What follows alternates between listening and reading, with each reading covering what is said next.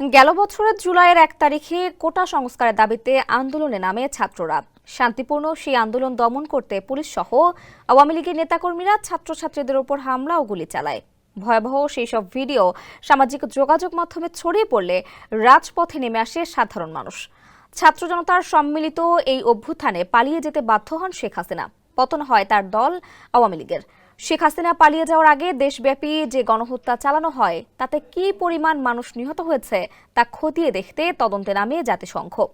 গেল বছরের জুলাই আগস্টে ছাত্র জনতার আন্দোলনে মানবাধিকার লঙ্ঘনের বিষয়ে তদন্ত শেষে বুধবার প্রতিবেদন প্রকাশ করেছে জাতিসংঘের ফ্যাক্ট ফাইন্ডিং মিশন। স্যান্ডেলিনা সো, রূপচর্চায় আভিজাত্য। এতে ১,৪০০ জনের বেশি মানুষ নিহত হয়েছে বলে আশঙ্কা করা হয়েছে। প্রতিবেদনে বলা হয়েছে, গেল বছরের ১ জুলাই থেকে ১৫ আগস্টের মধ্যে ১,৪০০ জনের বেশি মানুষকে হত্যা করা হয়ে থাকতে পারে।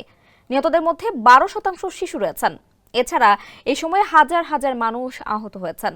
তাদের মধ্যে বেশিরভাগ নিরাপত্তা বাহিনীর দ্বারা গুলিবিদ্ধ হয়েছেন। জাতিসংঘের মানবাধিকার কার্যালয় জানিয়েছে, আন্দোলনে গুরুতর মানবাধিকার লঙ্ঘনে তৎকালীন সরকার এবং নিরাপত্তা ও গোয়েন্দা সংস্থাগুলোর সঙ্গে জড়িত ছিলেন আওয়ামী লীগের নেতাকর্মীরা।